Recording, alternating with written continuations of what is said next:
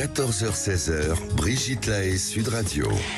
Bonjour à tous, nous sommes ensemble durant ces 2 heures sur Sud Radio et nous démarrons l'année 2005 ensemble. Alors peut-être pas la chaleur à l'extérieur, mais la chaleur dans nos corps et dans nos cœurs, comme toujours, grâce à cette chaîne de solidarité qu'on fait tous ensemble en parlant de nous véritablement et pas superficiellement, si je puis dire.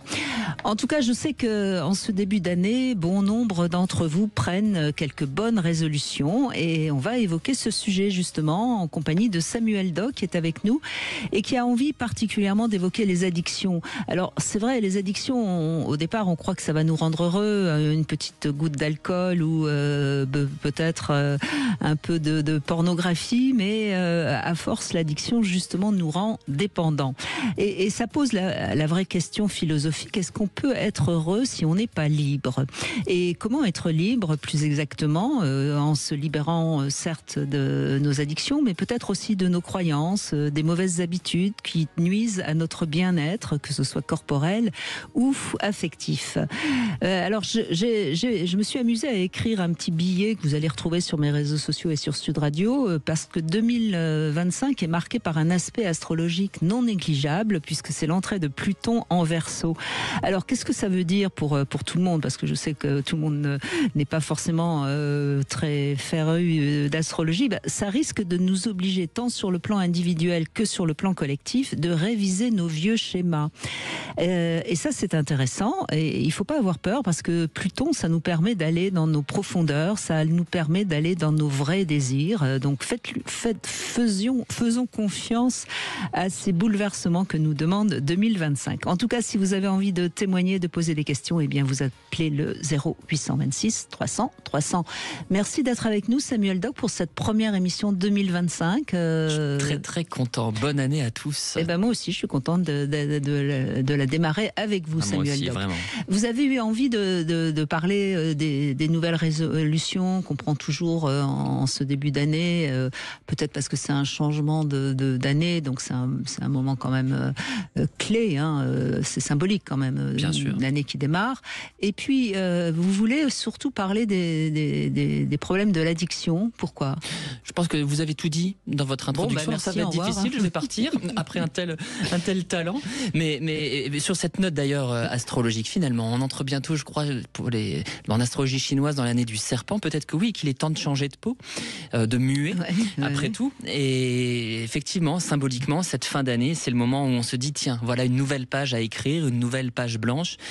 Comment changer? Comment faire bouger nos vies? Et je crois que parmi tous les symptômes psychiques, parmi toutes les souffrances psychiatriques dont il est possible de souffrir, l'addiction est celle sur laquelle on est le plus tenté d'agir, puisque le mot même, addictus, ça veut dire esclavage. Et vous avez parlé de cette liberté. S'il y a une chose que vient prendre l'addiction dans la vie d'une personne en souffrance, c'est bien sa liberté, sa capacité d'agir. Donc ça, j'ai beaucoup apprécié dans votre introduction. Et puis aussi ce que vous dites, vous parlez de l'exemple de l'alcool ou l'exemple du porno. Et c'est ce qui est terrible avec une addiction, c'est que tout pourrait devenir un objet d'addiction. Tout est une question de seuil, comme nous l'enseigne la psychologie clinique. Tout peut devenir un poison ou un remède selon la manière dont on l'utilise.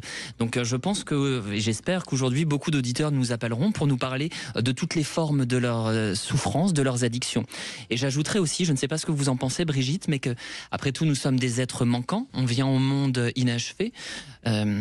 Et vous parlez de la société. Peut-être qu'il y a quelque chose à penser sur la société qui viendrait aussi peut-être nous rendre de plus en plus addicts en nous proposant des objets qui pourraient venir combler nos manques les plus intimes et nous rendant alors dépendants justement d'un objet pour combler cette lacune à l'origine. Je ne sais pas ce que vous en pensez. Oui, on peut tous devenir addicts. Je suis totalement d'accord avec vous. La société actuelle nous pousse à consommer, hein, et c'est... Enfin, je veux dire, c'est presque normal, hein, puisque en tant que dirigeant d'une société, qu'est-ce qu'on a envie, c'est d'avoir plus, et donc de nous obliger à consommer. Or, on sait très bien que ce qui nous rend heureux, c'est pas le matériel, c'est ce qui nous nourrit de l'intérieur, hein, et l'extérieur, sur le moment, on croit que ça va nous rendre heureux d'avoir la dernière fameuse montre. Enfin, vous voyez là, oui, à qui je fais allusion, mais mais finalement, une fois qu'on l'a, ça nous rend pas plus heureux. Alors que partager un bon repas avec quelqu'un qui nous nourrit de l'intérieur, ça apporte du bonheur, bien sûr. C'est pour ça, et c'est pour ça que cette émission que vous nous offrez est très précieuse, parce que je crois vraiment que les personnes savent qu'elles pourront nous appeler sans être jugées, sans être culpabilisées. Il y a 2 points donc, que j'aimerais rappeler pour aider nos auditeurs. Qu'est-ce qui définit une addiction ? D'abord, c'est la souffrance que va causer cette conduite, ou en tout cas l'impact néfaste sur l'existence, si la personne n'a pas forcément conscience de sa souffrance. Et ensuite, et ça vous l'avez dit dans votre introduction, l'aspect irrépressible, difficilement évitable. S'il y a ces 2 points, ça peut aider nos auditeurs à se rendre compte que peut-être ils souffrent d'une addiction. Ils n'arrivent pas à contrôler cette pulsion, en un, et ça porte des dégâts dans leur vie. Voilà, le deuxième élément. Et d'ailleurs, je vais donner cette petite anecdote qui m'a frappée. J'avais une amie qui pourtant est comme vous, est psy, qui est addicte à la cigarette et qui a passé plusieurs jours chez moi pendant cette semaine de vacances, et c'était terrible parce qu'elle avait pas de voiture et qu'à un moment donné elle était effrayée à l'idée de ne pas avoir pris assez de cigarettes, et je trouve que c'est une dépendance terrible. Absolument. Parce qu'au fond oui, qu'est-ce que ça peut faire de ne plus avoir de cigarettes, ça me paraît tellement pas vital, et c'était réellement vital pour elle. Et comme on avait des gens qui venaient pour le réveillon, je lui ai donné le numéro de quelqu'un qui gentiment est venu avec les cigarettes, et c'était son sauveur. Et on voit bien à quel point ça peut poser des problèmes. Et c'est ça l'addiction. C'est vraiment que ça devient essentiel. Alors que pour les autres, ça semble ridicule, quoi. Ah, mais vous avez absolument raison. Alors moi, figurez-vous que dans une autre vie, quand j'étais encore stagiaire psychologue, je travaillais dans un service de tabacologie à l'hôpital, dans un service d'addictologie, et j'ai appris là-bas que ce sont les mêmes parties du cerveau qui reçoivent, qui ont besoin de nicotine, que celles qui ont besoin de la nourriture, de l'alimentation. Donc arrêter de fumer, c'est aussi dur que d'arrêter de manger. C'est très dur. Et d'ailleurs, Laurent Carilla, qui vient souvent parler des addictions, me disait que c'est presque l'addiction la plus difficile, la cigarette. Oui. Curieusement, on pourrait penser que c'est plus facile d'arrêter. C'est une des pires. C'est parce que c'est une. Alors après, encore une fois, il n'y a pas de jugement de valeur. On tombe dans l'addiction, c'est une maladie. Aujourd'hui, c'est reconnu comme une maladie, donc il n'y a pas de jugement de valeur. Absolument pas. C'est juste pour montrer à quel point on tombe dedans sans s'en rendre compte, et qu'après, pour en sortir, on a besoin souvent d'être aidé. Et c'est important de bien comprendre ça. Après, je crois qu'on est aussi addict à des habitudes, à des croyances qui nous empêchent aussi de.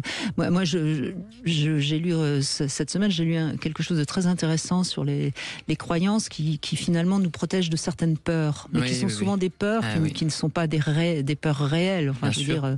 Et donc ça, c'est aussi important peut-être dans cette nouvelle année de réviser un peu nos croyances et d'en faire tomber quelques-unes. Absolument, et je crois que ce que vous dites là encore est très précieux sur le fait d'être aidé, parce que il y a cette croyance, vous savez, qu'une addiction quelque part, ça dépendrait de la volonté de la personne. C'est totalement faux. Ce sont des ressorts qui sont comportementaux, psychiques, parfois même physiologiques, et que la première chose, c'est de réussir à déconstruire, pour utiliser un verbe à la mode, de déconstruire en comprenant comment fonctionne l'addiction. Quelles sont les stratégies de l'addiction ?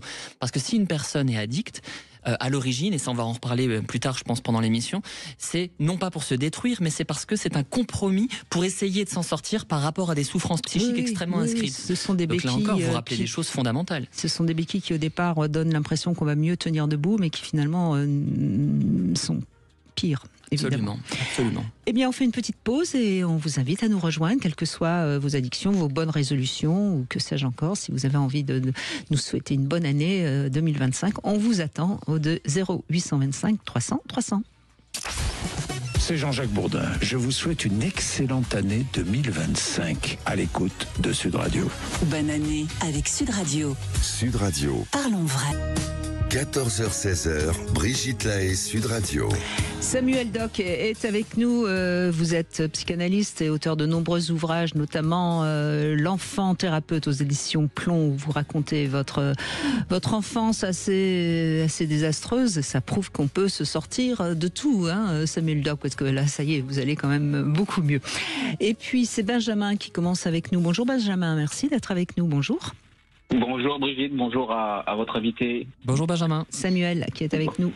Bonjour Samuel. Alors, vous avez... qu'est-ce que vous avez envie de changer, vous, en ce début d'année ?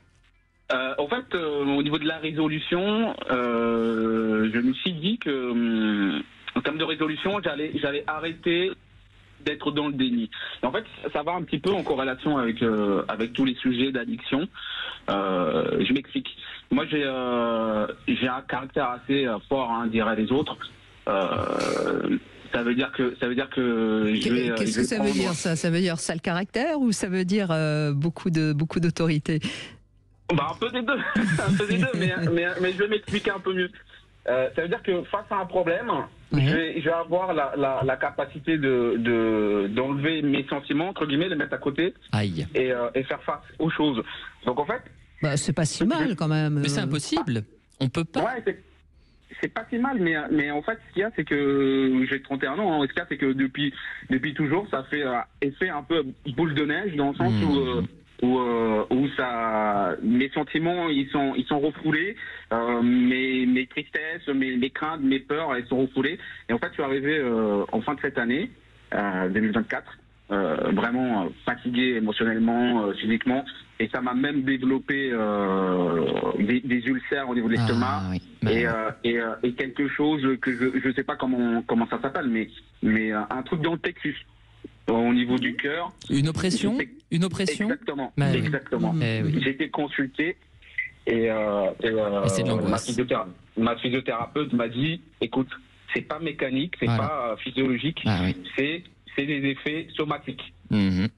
Et voilà. Bah, au niveau de la résolution, je suis arrivé à me dire, bah écoute Benjamin, c'est bon, faut que t'arrêtes, faut que t'arrêtes d'être dans le déni. Faut que tu assumes, ok, ta force.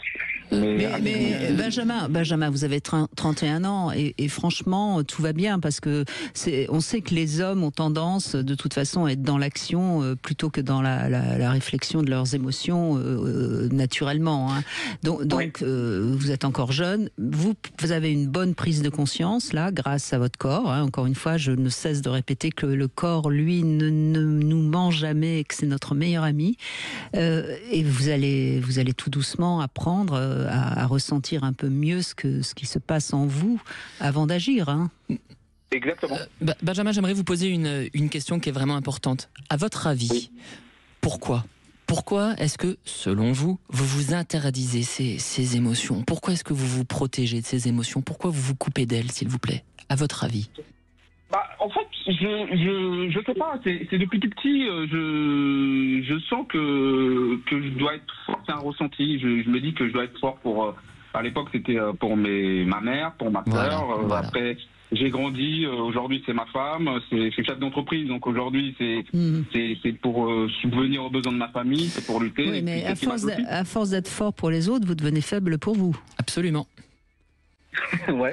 Et c'est surtout que ce que vous décrivez, je vous assure, je l'observe tout le temps en consultation, c'est-à-dire dans ce qu'on appelle le trouble anxieux généralisé. Ce sont des personnes qui essaient terriblement de contrôler leurs émotions, qui pensent qu'elles y parviennent et qui ne les accueillent pas, qui n'en parlent pas, qui essaient de pas les ressentir, qui se disent allez, tu y vas, tu avances. Et qu'est-ce qui se passe à chaque fois ? Ça fait retour et survient une anxiété terrible.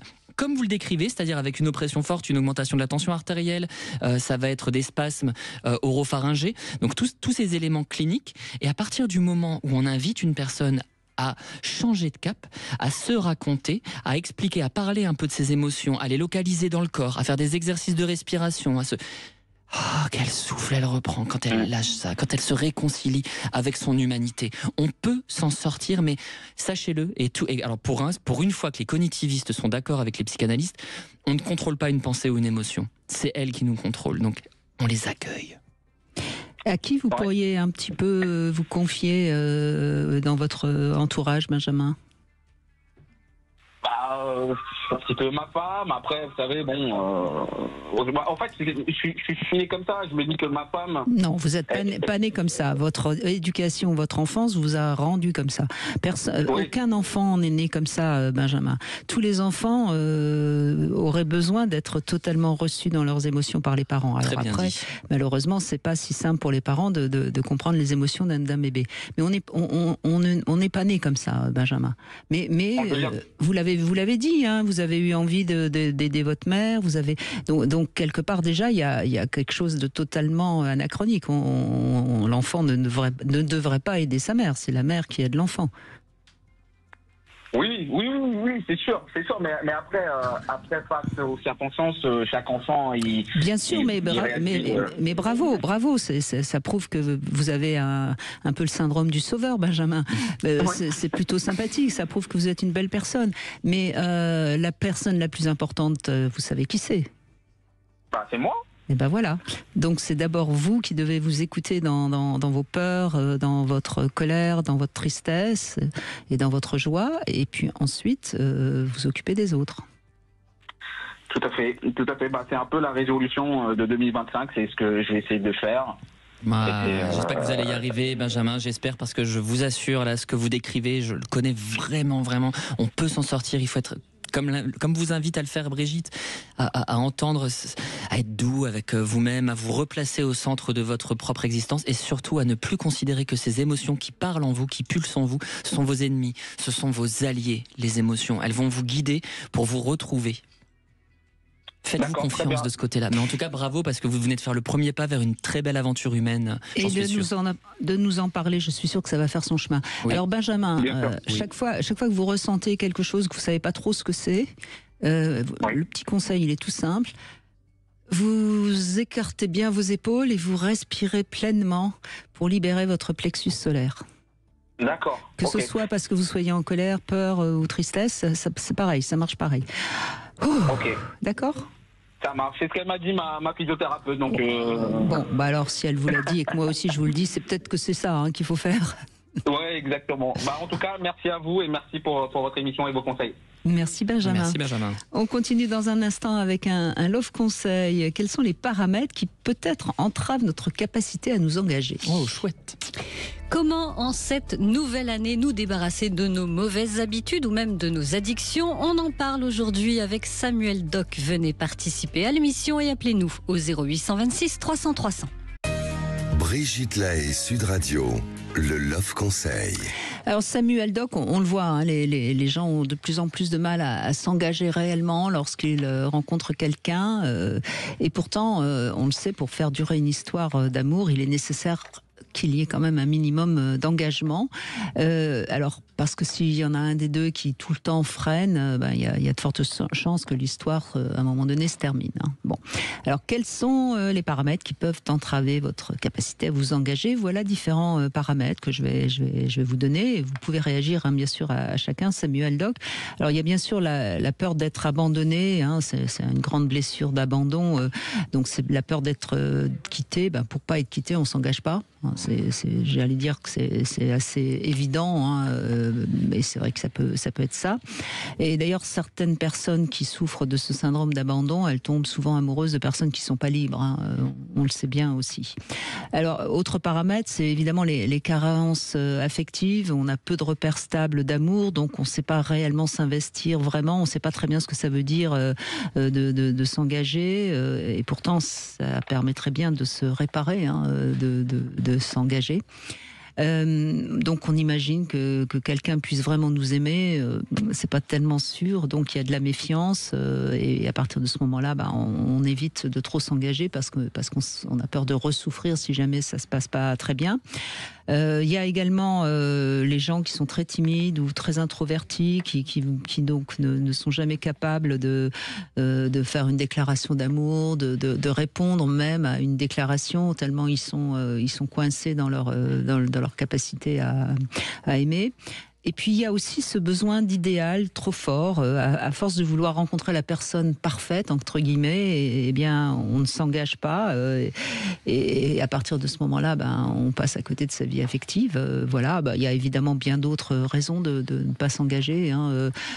Une histoire qui n'a pas été complètement dépassée, où on est encore attaché à un ex ou une ex, une histoire qui s'est trop mal passée, on ne nous y reprendra plus. Enfin, il y a beaucoup de... Mais c'est important d'essayer de comprendre pourquoi on n'ose pas s'engager, Alors, il y a aussi cette idée que on est plus apte à rencontrer d'autres personnes si on reste un peu libre. C'est vrai que s'engager, c'est renoncer aussi aux autres. C'est très juste. Et puis moi, ce que j'apprécie dans ce Love Conseil, c'est surtout que ça invite à penser son individualité. Souvent, on a l'impression que quand on n'arrive pas, à développer quelque chose d'une conjugalité, que c'est la faute de l'autre. Et là, ce que vous nous invitez à nous pencher sur nous-mêmes, sur nos propres carences, sur nos propres idéaux, sur nos propres représentations. C'est ce que chacun devrait faire. Lorsqu'on a du mal à tisser un lien avec l'autre, ces fameux paramètres dont vous parlez, ça devrait être une invite à nous pencher sur nous-mêmes. Bien sûr, je suis complètement d'accord. Et qu'est-ce que vous conseilleriez à quelqu'un qui vit une belle histoire d'amour et qui aurait envie que l'autre s'engage plus, parce que c'est pas non plus en réclamant trop que l'autre va s'engager. Alors qu'est-ce que vous conseilleriez? D'essayer de comprendre pourquoi c'est si important que ça, et qu'est-ce que ça vient de réfléchir déjà sur comment se passe la relation, comment est-ce qu'elle se joue, comment est-ce qu'elle s'est constituée, comment est-ce qu'on la nommerait, s'interroger. Et encore une fois, les relations, et je crois que votre émission le montre très bien, les relations amoureuses sont des êtres vivants, ils naissent, ils grandissent, parfois hélas ils meurent, mais c'est certainement pas en forçant et en comment dirais-je, en insistant qu'on va réussir à construire quelque chose. Il faut garder une grande souplesse, je crois, à l'égard de l'autre. Et sans être forcément dans un attentisme qui serait immense. Voilà. C'est prendre le temps. Prendre le temps. Oui. Et peut-être laisser montrer à l'autre qu'il n'est pas indispensable, parce qu'on sait très bien que fuis-moi, je te suis. Moi ça j'y crois pas trop, vous voyez. Un petit peu quand même. C'est vrai, vous pensez? Enfin, c'est à manier intelligemment, donc c'est et avec prudence en tout cas, parce que je crois que quand on commence à être dans des stratagèmes, parfois c'est que il y a quelque chose qui peut-être est déjà en train d'achoper et que ça ne prend pas. Mais voilà, il faut du langage, il faut pouvoir trouver un terrain commun aussi pour pouvoir s'entendre, trouver des passions communes et des lieux de rencontre et des temps de rencontre pour que la relation peu à peu puisse éclore. Voilà ce que j'aurais tendance à conseiller. C'est trouver des petites passerelles avec l'autre, avec l'univers de l'autre. On a Flora qui nous rejoint. Bonjour Flora. Oui, bonjour Samuel, bonjour Brigitte. Bonjour Flora. Meilleurs vœux. De même. Merci, vous aussi, bonne santé et puis de l'amour évidemment. Merci. Alors, quelle est votre bonne résolution? Ne plus être trop gentil, c'est ça? C'est clair. Alors, je n'ai pas d'addiction, moi, en fait. C'est une chance, je dirais. Je suis, trop gentille avec les gens. Et je m'oublie. Et du coup, cette année, je me suis dit, stop. Cesse d'être gentille et sois vrai, comme le dit le titre du livre. Voilà. Et le fameux livre, oui. Alors, qu'est-ce que ça se manifeste comment, votre gentillesse? Vous rendez service dès qu'on vous demande quoi que ce soit? Et ça, difficulté à dire non. Puis toujours disponible, voilà, à l'écoute. Vous faites preuve d'une trop grande générosité, selon vous? Vous êtes généreuse? Oui. Trop? Oui. Généreuse? Oui. Et vous avez du mal à dire non, donc, hein? C'est ça. Qu'est-ce que vous craignez quand vous dites, si vous disiez non? Quand même plus, hein. Voilà. Oui, mais ça c'est une réponse que vous avez appris par cœur. Non, je crois, parce que je commence à dire non et je suis très mal à l'aise. Et alors je me rappelle, je me dis, qu'est-ce que tu risques? Voilà. Vous avez un exemple, s'il vous plaît, Flora? Vous avez dit non récemment? Oui, j'ai dit non à une collègue. Qui voulait quoi? Qui voulait qu'on échange des jours. Ah oui, ok. Et du coup, j'ai dit non, là, j'ai pas envie. Et ça a été compliqué parce qu'elle a été tellement surprise. Du coup, elle a été très fermée pendant quelques jours. Voilà, tant pis, oui. Voilà, oui. Et du coup, pour moi, ça a été compliqué parce que j'ai pas voulu aller vers elle pour essayer de voir. Je me dis non, laisse tomber, c'est comme ça. Bah oui. Voilà. Bravo. Mais Flora, on est bien d'accord qu'on n'a pas besoin d'être aimé par une collègue? Ah, mais pas du tout. Je mets justement de plus en plus de distance. Donc voyez bien que quelque part, quand vous me dites ma peur de ne plus être aimé, c'est une réponse un petit peu trop facile. Oui. Je vous piège, hein. Je suis pas gentil, Flora. Vous voyez, ça va plus loin que ça, votre peur de dire non, je pense. Je n'aime pas les conflits. D'accord. Vous voyez, déjà dire non, c'est forcément entrer dans le conflit. Les trois quarts du temps, parce qu'il y a plein de gens qui supportent pas qu'on leur dise non. Mais ça, c'est leur problème, c'est pas le vôtre. Ouais. C'est ça qu'il faut comprendre. Quand on dit non à quelqu'un, c'est pas un rejet. Et si l'autre le prend mal, c'est quelque part. Alors là, en l'occurrence avec votre collègue, c'est parce que vous aviez tellement tout le temps dit oui que Elle était très surprise. Tout d'un coup, elle n'a pas supporté que vous lui disiez non. Mais c'est son problème à elle, c'est pas le vôtre. Vous voyez, je crois que c'est ça qu'il faut vraiment que vous entendiez. C'est que quand on dit non à quelqu'un, c'est pas un rejet, c'est pas, enfin c'est rien de plus que c'est un non. On ne dit pas non à la personne, on dit non à quelque chose que la personne nous demande ou nous propose. Vous voyez ? Complètement. Et je crois que c'est ça qu'il faut vraiment comprendre. Oui, je l'analyse, je prends du recul et je me dis, il faut que tu le dises plus souvent, de manière à le dire mieux. Oui. Oui. Et appréhender la suite aussi, de mieux en mieux. Et c'est peut-être aussi, ça parle aussi peut-être d'une sorte d'adaptation de surface. C'est-à-dire que dans le fond, vous avez peut-être un peu peur des autres et vous leur dites oui parce que vous craignez leur réaction si vous leur disiez non. Et parfois, il y a des rapports comme ça un peu phobiques ou pseudo-phobiques dans le rapport à l'autre où on a des personnes qui vont vraiment être tout le temps dans le oui, dans une posture un petit peu de soumission, on pourrait dire comme ça, entre guillemets, par crainte de représailles. Notamment lorsqu'il y a eu des relations très insécures durant l'enfance. C'est votre cas ? Je crois que Samuel Doc vient de donner le mot. Hein, c'est dire oui, c'est une posture de soumission. Hein. Ah oui. Oui. Et c'est vrai que lorsqu'on est toujours dans la soumission aux autres, ça demande un petit peu de travail d'affirmation de soi. Très juste, Brigitte. Et d'ailleurs, l'enfant, le fameux stade du non, vous le savez, c'est bien pour développer sa propre indépendance et pour se rendre compte du pouvoir du langage. Flora, vous pouvez dire non.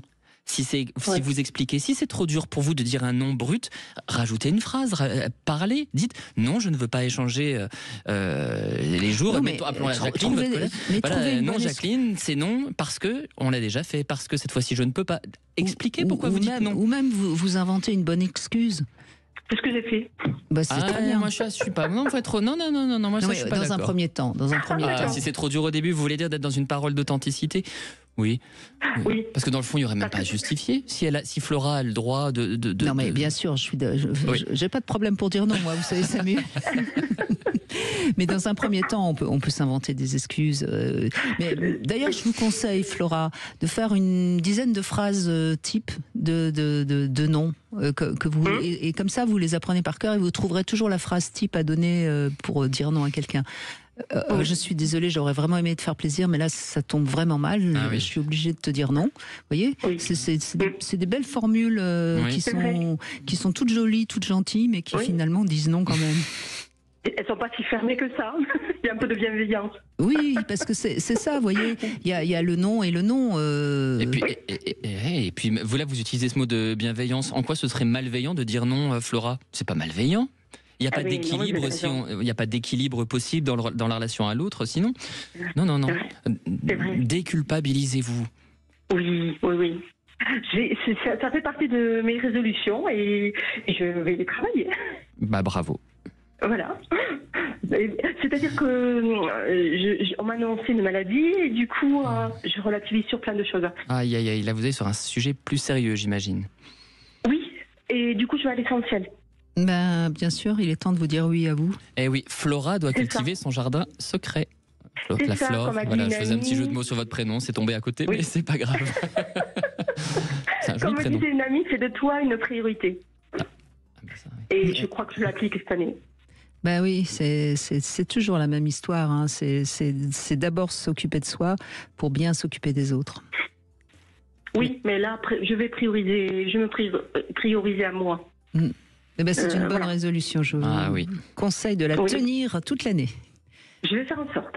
Eh bien, c'est bien. Bravo. Merci Flora, merci beaucoup. On fait une petite pause, on continue bien sûr à évoquer tout ça avec vous et Samuel Doc au 0826 300 300. À tout de suite. Vous voulez parler à Brigitte Lahaie, 0826 300 300. 14h-16h, Brigitte Lahaie, Sud Radio. Samuel Doc est avec nous et justement on fait le point sur cette nouvelle année avec les bonnes résolutions et puis aussi peut-être ces moments pendant les fêtes où on revoit sa famille et qui nous fait un petit peu retourner vers nos vrais désirs parce que souvent on est assez déçus de ces fêtes familiales, il faut bien le dire. Hein. C'est en tant que psychanalyste, vous recevez vos patients et en ce moment ils ont des plaintes. Hein. Il y a beaucoup de demandes en ce moment, effectivement, Brigitte, vous avez vu juste. Séverine est avec nous. Bonjour Séverine. Bonjour Brigitte et bonjour Samuel. Bonjour Séverine. Bonjour. Donc, bonne année, tous mes vœux pour cette nouvelle année et plein de belles choses. Plein de belles choses, Séverine, à vous aussi, bien sûr. Merci bien.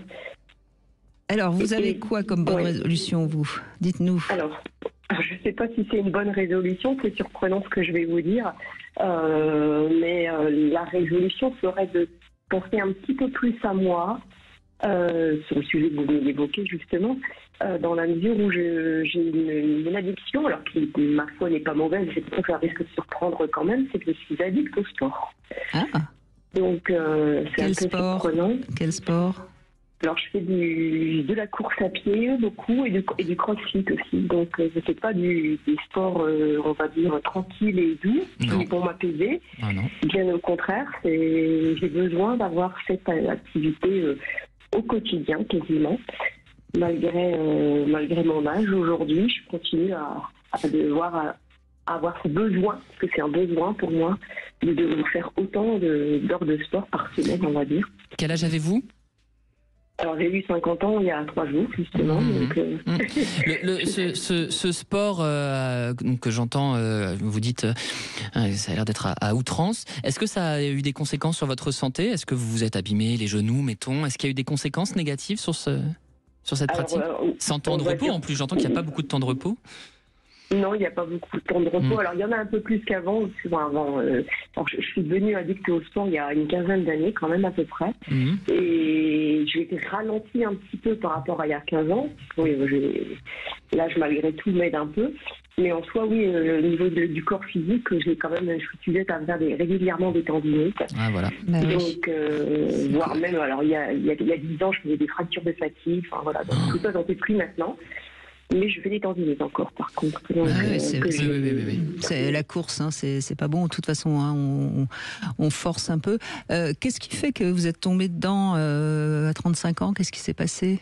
Qu'est-ce qui vous a... Je pense que, alors, à cette époque-là, il y a eu beaucoup de bouleversements dans ma vie. Notamment, j'ai vécu un divorce, alors qui était de mon fait, pas ma demande, mais pour autant. Et puis quelques années après, 2 ans après, j'ai perdu mon petit frère qui avait 27 ans à l'époque. D'accord, donc ça a rempli un mal-être et un vide. Je pense, oui. Oui. Aujourd'hui, j'arrive pas à en sortir. Je ne demande pas spécialement, mais je sais que c'est trop. Voilà. Il y a un double aspect. Alors moi je prends très au sérieux ce que vous dites parce que on l'identifie aujourd'hui. Il existe vraiment une dépendance au sport et il y a un aspect déjà physiologique puisqu'on libère beaucoup d'endorphines quand on fait du sport et souvent les personnes qui font du sport à haute dose sont complètement addictes justement à cette libération de sérotonine, d'endorphines, de dopamine. Enfin allons-y sur l'aspect hormonal. Et puis dans votre cas j'entends aussi cet aspect psychologique profond où effectivement parfois certains patients que je reçois vont avoir une activité immodérée pour combler un vide. On parle parfois dans notre jargon de défense maniaque, par exemple. On va s'agiter pour quelque part empêcher la dépression qui peut-être aurait surgi sans cela. C'est quelque chose de contra-dépressif. Vous entendez ? Alors, oui, j'entends bien et ça me parle. Ça vous parle ? Voilà, j'en étais sûr. Séverine, le matin quand vous vous réveillez, si vous ne pouviez pas faire votre sport, qu'est-ce que vous seriez en train de ressentir ou de dire ?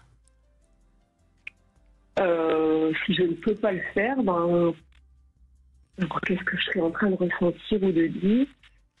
Donc ma journée ne va pas être exceptionnelle. Ah, ça nous donne une piste de réflexion ce que vous dites là. Brigitte nous ouvre la voie. Qu'est-ce qu'il faudrait faire alors pour que cette journée soit exceptionnelle sans vous faire mal ? Qu'est-ce qu'on pourrait rêver ensemble ? Justement, je ne sais pas. Donc, d'où ma réflexion, ma résolution de 2025. Est-ce qu'il y a d'autres choses que vous aimez? Est-ce qu'il y a un art que vous aimeriez pratiquer? La lecture, le cinéma? Est-ce qu'il y a des choses qui vous plaisent? Vous êtes seul? Oui. Non, je ne suis pas seule. Non. Vous avez un homme dans votre vie ou une femme? Oui, je suis en couple, oui, tout à fait, avec un homme. Mais sinon, oui, alors ce que j'aime la nature, j'aime beaucoup. Alors, je cultive. Alors, bon, l'hiver, c'est pas pratique, mais l'été, à partir du mois d'avril jusqu'à septembre, j'ai un potager, un grand potager. Donc, je suis bien là-dedans, par contre, aussi, effectivement. Et ça ne me procure pas la même sensation. Oui, donc on voit bien. On voit bien qu'il y a besoin de cette adrénaline et puis de cette hyperactivité quelque part. Hein. Vous vous forcez avec votre corps à vous sentir exister quelque part. Et moi, je vois ça un peu comme ça aussi, comme si pour que vous vous sentiez vivante, il faut que votre corps exulte. Absolument. Voyez ? Oui, c'est ça, oui, tout à fait. Est-ce qu'on pourrait imaginer, par exemple, remplacer, mettons, 2 fois par semaine ce sport, cette course, là, voilà, qui en plus vous donne des fractures et compagnie, par exemple, une marche dans une forêt près de chez vous, quelque chose d'un peu plus doux. Est-ce que ce serait pas possible de faire ça, de se dire, tiens, aujourd'hui, je vais renouer avec ce goût que j'ai pour la nature, être dans une flânerie? Est-ce que ce serait, ce que nous on appellerait une conduite de substitution, est-ce que ce serait possible pour vous, Séverine, de substituer 2 fois par semaine la course par une marche avec une rêverie comme ça? Oui, il va falloir. Parce que c'est déjà un premier pas quand même, on arrive à faire ça. Il va falloir, c'est pas une bonne réponse, hein, Séverine. Oui, j'entends bien, je savais très bien que c'était pas la bonne réponse. Oui, mais on prend ce qu'on peut. On prend ce qu'on peut. Ah, ouais. Non, mais je crois que je crois, Séverine, que c'est important de comprendre une chose, c'est que finalement, quand vous courez, ça vous empêche d'être contemplatif ou de laisser surgir des émotions. Oui. Oui, totalement. Et c'est ça qu'il faut comprendre, c'est qu'au moment où vous mettez ça en place, c'est au moment où vous perdez votre petit frère, donc la peur, l'angoisse de la mort, hein, et au moment où vous avez un divorce. Donc vous voyez bien que ces deux grandes épreuves, parce que c'est 2 grandes épreuves. Un divorce, c'est une très très grande épreuve, et la perte d'un frère ou d'une sœur, c'est aussi une très très grande épreuve. Donc ces 2 grandes épreuves, elles n'ont pas pu être suffisamment élaborées en profondeur sur ce que vous avez ressenti, les angoisses que ça a réveillé, les peurs, et je crois que c'est ça qu'il faut qu'à un moment donné vous acceptiez d'aller élaborer, d'aller digérer, et à ce moment-là vous pourrez lever le pied. Tout à fait. On parle de deuil inélaboré dans ces cas-là, c'est-à-dire un deuil qui n'a pas été pensé, parlé assez et remplacé par un geste, par une conduite. Là, ce que vous dit Brigitte est très précieux, très précieux. Oui, tout à fait, parce que j'avais jamais percuté, on va dire, sur le fait que c'était arrivé à ce moment-là. Enfin, que j'ai déclenché. Bah oui. J'ai mis ça sur le fait que j'étais seule parce que j'étais divorcée, mais pas forcément. Alors ça vous a sauvé, hein, Séverine. Donc il faut surtout, ça vous a sauvé. Et c'est pas une addiction dramatique parce qu'on peut s'en sortir plus facilement que des addictions comme la drogue. Mais c'est quand même, il est quand même temps de prendre le temps un petit peu Et puis quand vous dites c'est une journée exceptionnelle quand je peux courir, ça veut dire que c'est une journée où je suis en vie, vous voyez. Et je crois que c'est vraiment ça. Vous savez, moi aussi j'ai perdu un frère assez jeune. Il n'y a rien à faire, ça nous renvoie à notre propre mort quand on voit le cercueil de notre frère, donc même père, même mère qui rentre dans la terre. Ça pourrait être nous. Et c'est ça qu'il faut à un moment donné accepter d'aller travailler. Et ça va faire un petit peu mal, mais ça fera moins de tendinite. Ça fera moins mal que sur le corps, probablement. Oui, et puis votre corps, vous êtes jeune encore, hein, mais il est temps quand même de le ménager un tout petit peu. Oui, tout à fait. Mais j'ai conscience qu'il y a trop d'activités sportives. Hein. J'en ai conscience depuis longtemps, mais j'avais pas mis la. Mais vous pouvez faire des sports moins violents. Hein. Vous pourriez faire des sports moins violents aussi. Marcher, vous savez, marcher, c'est du sport. Hein. Absolument. Ça muscle bien. J'ai l'impression de rien faire si je fais ça. Oui, j'ai bien compris. J'ai déjà essayé, effectivement. Non, mais là, vous ouvrez la voie, je pense. Et d'ailleurs, je pense à cette grande psychanalyste, Joyce McDougall, qui disait que derrière chaque addiction, il y a un monde intérieur endeuillé. Vous voyez, vous validez la théorie avec votre pratique. Donc, courage à vous. Là, je pense qu'on a ouvert des portes que vous allez savoir franchir. voilà ma résolution 2025. Alors merci bien. Félicitations. Merci à vous d'avoir appelé, Séverine. Je crois que c'est ça aussi qui est important, c'est de se rendre compte. Encore une fois, on a tous nos passions, nos addictions, nos habitudes. C'est pas dramatique, mais quand on se rend compte qu'en fait, elles ne nous apportent plus ce dont on avait besoin à un moment donné, il est temps de peut-être comprendre et essayer d'en changer un peu. Vous avez raison, je ne l'ai même pas dit dans notre introduction, mais c'est vrai que cet aspect augmenter les seuils fait partie de la logique de l'addiction, donc c'est très juste. Oui. Et puis après, on y arrive, hein, si on se prend. Mais la première, de toute façon, vous le savez mieux que moi, vous êtes psychanalyste, Samuel Doc, mais la première manière de changer quelque chose, c'est déjà de prendre conscience de ce qui nous entrave. Tout à fait. Et là, ce qui est intéressant, c'est qu'on se rend compte que ça vient de l'extérieur. C'est-à-dire que tout à coup, le corps est blessé, meurtri. On n'a plus le choix. Il faut arrêter. Alors, si on peut en prendre conscience avant, c'est quand même pas mal. Sachant que plus on s'y prend tôt, et moins ça se chronicise, moins ça s'inscrit dans la durée. Et plus c'est facile. Oui, mais vous croyez qu'on arrive à prendre conscience avant d'avoir un peu mal? Je suis pas sûre, moi. J'ai beaucoup d'indulgence. Tant que ça ne coûte pas. Vous êtes d'accord? C'est vrai qu'on a tendance comme ça à continuer jusqu'à ce qu'enfin il y ait un signe bien douloureux qui nous fait comprendre qu'il est temps de changer quelque chose. C'est d'ailleurs le problème dans les couples. Hein. Très souvent, l'un des deux commence à souffrir ou en avoir un petit peu marre. Il envoie des petits messages et puis l'autre n'entend pas. Hein. Exactement. Et c'est bien dommage parce que c'est comme ça que beaucoup de couples se séparent, alors qu'il aurait suffi d'entendre un peu mieux les petits messages que nous envoyait notre partenaire. Hein. Bien sûr. Absolument d'accord avec vous. Je pense que le lien est pertinent. C'est vrai que quand on reçoit parfois des couples, ils sont très surpris que tout à coup, l'autre se plaigne, alors qu'en fait, ça a duré parfois depuis un petit moment. Oui. Très bon exemple. Donc soyons un petit peu attentifs. Mais c'est pour ça que j'aime bien, moi, l'idée des bilans, de faire des bilans à la fois de sa vie de couple, de sa vie professionnelle, de sa vie personnelle. Enfin, c'est pas mal de faire un petit bilan comme ça de temps en temps. Exactement. Sur un petit point de vie. Et pourquoi pas le faire d'ailleurs une fois par mois et prendre ce temps-là pour se dire tiens, et ce mois-ci, qu'est-ce que j'ai accompli? C'est beaucoup quand même. Non, mais même brièvement, même 5 minutes, 10 minutes devant un café, tiens, ce mois-ci, qu'est-ce que j'ai fait de bien pour moi, pour les autres? Qu'est-ce qui m'a rendu heureux ce mois-ci? Et le noter. Et en fin d'année, on reprend les 12 et on se dit tiens, il y a eu quand même 12 choses qui m'ont porté, qui m'ont inspiré, qui m'ont fait du bien.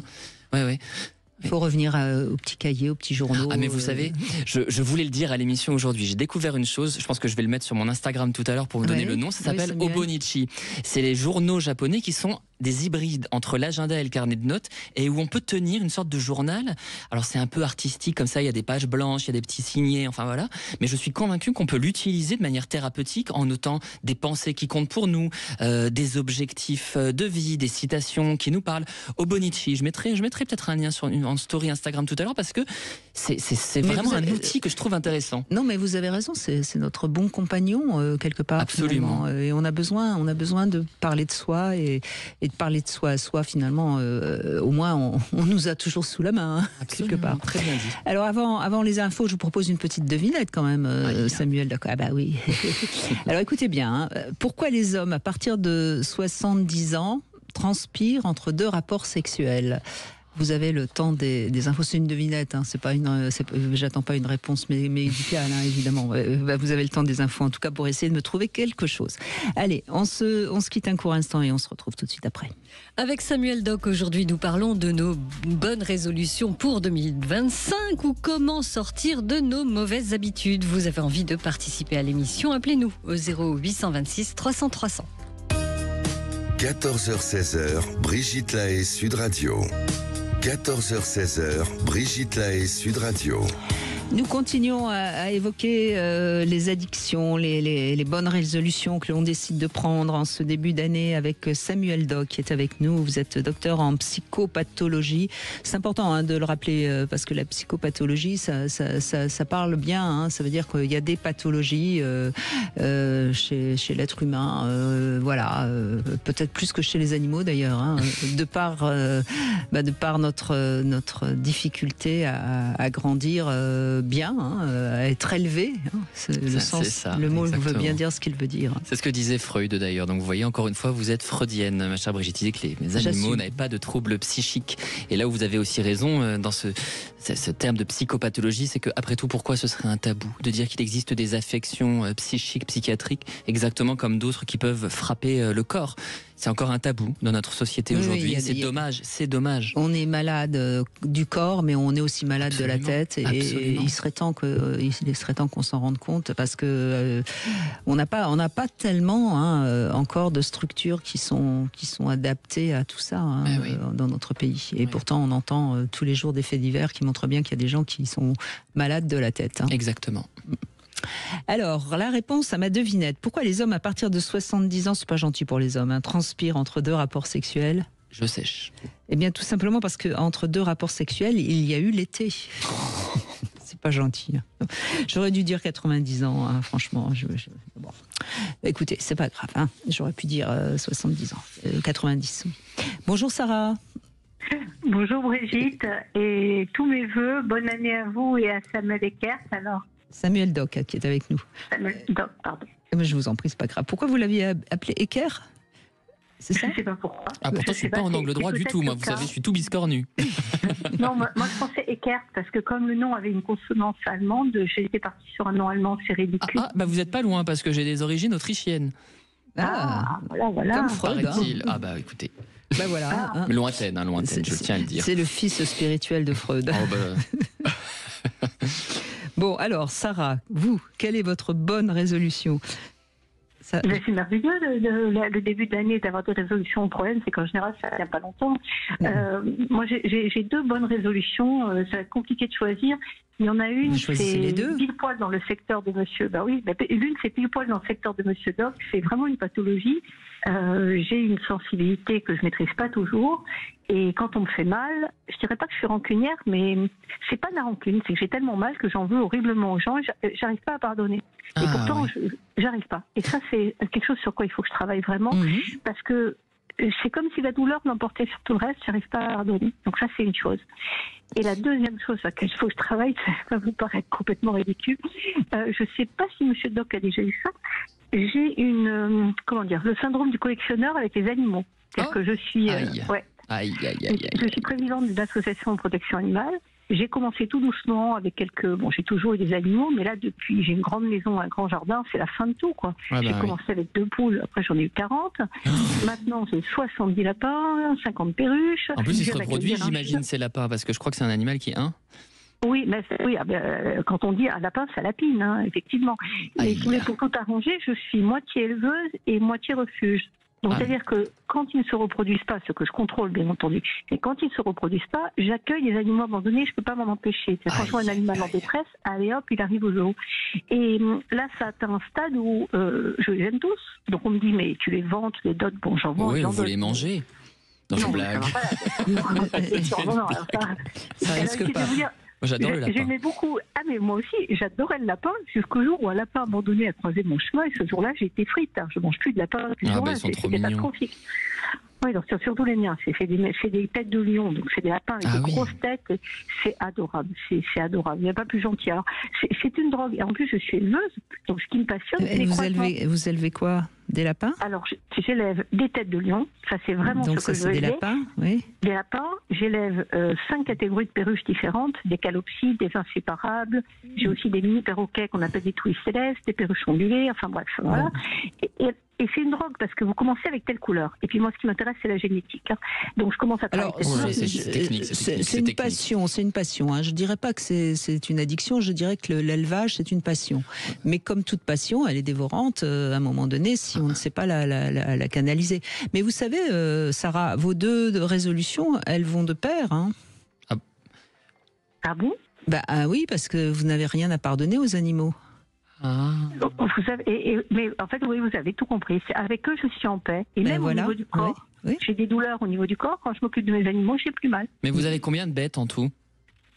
Quand on aime, on ne compte pas. Je crois qu'elle sait même pas. 200 alors. Largement, parce que les perruches, ça doit. Oh là là, mais ça doit vous coûter cher en plus, en alimentation, soins de veto. Tout y passe. Tout mon argent passe là-dedans. Et ça doit être très dur. Il y a eu un grand scandale l'année dernière, comme ça d'ailleurs, d'une personne comme ça qui recueillait des animaux. Et en fait, on s'est rendu compte que les animaux étaient dans un état de maltraitance. Vous avez entendu parler de ce grand scandale ? Ah oui, mais c'est régulier. Mais c'est pour ça que je fais très attention, parce que je veux donner la même qualité de soins et d'amour, parce qu'il n'y a pas que les soins. Là, quand je m'occupe d'eux, je passe des heures à leur Sarah, faire des câlins, qui aime trop mal les trains. Exactement. Oui, puis donc vous n'avez pas le bras. Il faut que je réduise. Il faut que je limite et que je réduise, absolument. Bon. Petit à petit.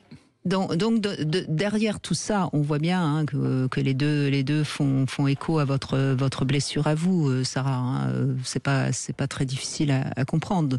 Donc votre blessure, qu'est-ce que vous faites pour la soigner, à part récupérer toutes les âmes blessées, justement?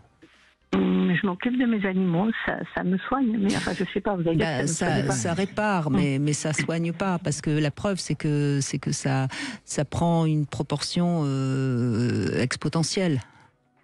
Non, mais ma résolution, c'est de réduire. C'est-à-dire qu'en fait, j'ai le même problème avec les poules. Au début, j'en avais 180, maintenant, je suis revenue à 40. C'est-à-dire que quand on fait de l'élevage, dans un premier temps, on fait beaucoup reproduire pour avoir les sujets qu'on veut. Après, une fois qu'on a ce qu'on veut, on arrive à réduire. Et puis moi, c'est une question de... À partir du moment où j'ai décidé de le faire, je le fais. Bravo. Alors. Ça, c'est déjà encourageant. Vous voyez ce que vous dites là. Ça veut dire qu'il y a de l'espoir, sachant qu'effectivement, vous parlez de ce syndrome du collectionneur. Pour donner quelques indications, c'est vraiment un problème qui intéresse les psychiatres, qui peut coûter beaucoup, qui fait que la personne va se mettre en danger, se noyer complètement. Et pour rebondir sur ce que disait Brigitte, finalement, qui est-ce qui vous a sauvé, vous ? Vous parlez de sauver les animaux, mais qui est-ce qui vous a sauvé, vous ? Les animaux, vous savez, la devise de mon association, c'est nos animaux nous élèvent. C'est tout à fait ça, dans les deux sens du terme. C'est-à-dire que d'une part, on les élève, mais ils nous élèvent. Parce qu'ils nous apprennent à nous... Moi, même quand je suis crevée, et si j'ai rien à manger, c'est mes animaux qui mangent d'abord. Ils vous apprennent à dépasser vos propres limites. Par exemple, des fois, j'en peux plus, mais je m'occupe quand même d'eux. Voilà, et ça m'oblige à... Voilà. Oui, et ça vous oblige, mais ça vous empêche de vous occuper de vous. Oui, mais quand je m'occupe d'eux, je m'occupe de moi. C'est un palliatif, mais pas vraiment finalement, parce que encore une fois, je vous dis pas d'arrêter d'élever ou de vous occuper de vos animaux. C'est une belle passion, mais il faut que ça devienne une belle passion. Et là, on voit bien que vous êtes dans un engrenage qui vous empêche de profiter un petit peu quand même de vous. Mais je vous dis, Brigitte, c'est ma résolution. Donc, déjà, il faut que j'arrive à leur trouver des bonnes familles, parce que le problème, c'est que je ne peux pas les donner ni les vendre parce que je les aime et que j'ai peur qu'on ne s'occupe pas aussi bien d'eux que moi. Donc, il faut déjà que je trouve une bonne famille pour mes levaux, petit à petit, et petit à petit, ça va se faire. Mais il faut du temps. Voilà, Sarah, je vous pose la question avec tout mon cœur. Si vous suivez l'émission, vous savez que j'interviens de temps en temps et que vraiment, je suis sensible à ça. Est-ce que vous avez vécu des choses difficiles durant votre enfance ? Je ne sais pas ce que vous appelez difficile. Vous le savez, je pense. J'ai certainement eu un abandon de la part de ma mère. Voilà. Parce que c'est ça, hein. Quand on recueille des animaux, c'est parce qu'on n'a pas été recueilli soi. Et c'est peut-être ça, quand Brigitte vous invite à vous pencher sur votre propre cœur, sur votre propre âme, c'est peut-être ça. C'est peut-être de tendre la main aussi à la petite fille que vous avez été et elle, la prendre dans vos bras. Cette petite fille-là, pas les lapins, les poules, les cochons, vous-même, vous prendre vous dans les bras et vous tendre la main et dire voilà, je vais revenir sur ce temps de mon histoire meurtrie, ou peut-être qu'on n'est pas venu à mon secours, ou peut-être qu'on ne m'a pas aidé, et c'est à moi, c'est de moi dont je vais m'occuper. Et votre blessure, elle est encore très vivante, puisque quand quelqu'un vous fait mal, ça vous met terriblement, j'allais dire presque en colère, tellement c'est injuste, tellement. Et ça montre bien que votre blessure, elle est encore béante, Sarah. Donc mais j'ai pas de solution. J'ai pas de solution. Si vous voulez, j'en suis consciente, mais j'ai pas de solution. Si, vous pouvez essayer la thérapie, essayer. Il y a plein de solutions, Sarah. Essayez de franchir le seuil de cabinet de consultation et raconter cette histoire à une personne qui est formée pour l'écouter. Alors, ce que je vous propose, Sarah, ce que je vous propose dans un premier temps, vous allez le faire avec je pense qu'un lapin plutôt qu'une perruche, parce que c'est quand même plus proche de l'humain. Il y a un lapin que vous allez appeler Sarah. Et ne riez pas, c'est très sérieux ce que je vous dis, Sarah. Et vous allez lui parler comme si vous vous parliez à vous-même. et vous allez voir ce que vous arrivez à lui dire. Au début, ça va être très difficile. Je pense que vous n'aurez pas grand-chose à lui dire, mais vous allez lui parler comme si vous parliez à vous-même. Et ce sera la petite fille intérieure à qui vous allez enfin pouvoir parler. D'accord ? Ok. Bon, et si ça pleure, c'est pas grave, hein, vous pleurez toutes les larmes de votre corps. Bah, quand je parle à mon chien, je pleure. Là, j'ai adopté un chien qui a été abandonné, je la caresse, et quand je lui parle en disant t'as été abandonné, ma pauvre, etc., c'est vrai que je pleure. Voilà. Non, mais vous voyez, là, on a vraiment dit beaucoup de choses qui sont fondamentales. On a touché juste là, Sarah. Hein, donc et pleurez. Alors à ce moment-là, faites-le avec votre chienne, mais vous l'avez pas appelé Sarah, le chien. Vous voyez ? Non, mais elle a un nom qui ressemble au mien. Ah bah c'est parfait. Voilà, donc vous avez fait le transfert avec le chien, avec la chienne. Et ben allez-y, parlez-lui comme si vous parliez à vous-même. N'hésitez pas et pleurez autant que vous pouvez. Et si vous êtes en colère, soyez en colère, pas contre le chien bien sûr, hein, mais faites sortir votre colère et votre tristesse. Ça a besoin de sortir et ça va libérer votre corps de douleur, parce que j'ai bien entendu aussi que le corps est en train de trinquer. Ok ? Eh ben, merci à vous deux et merci, c'est très intéressant. Beau témoignage. Sarah, merci à vous. On fait une petite pause et on se retrouve dans un instant, toujours avec Samuel Doc. C'est Jean-Luc Moreau. C'est Laurence Perrault. Nous vous souhaitons une bonne année 2025 sur Sud Radio. Bonne année avec Sud Radio. Sud Radio. Parlons vrai.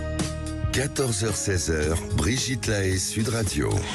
Toujours avec Samuel Doc qui est avec nous, psychanalyste. Et je rappelle également que vous avez écrit un très beau livre sur les thérapies justement, qui s'appelle Les chemins de la thérapie. C'est aux éditions Flammarion pour tous ceux qui peut-être envisageraient de rentrer en thérapie. Ça peut vous aider à comprendre ce que ça peut vous apporter et quel genre de thérapie vous conviendrait. Nous sommes maintenant avec Marlène. Bonjour Marlène.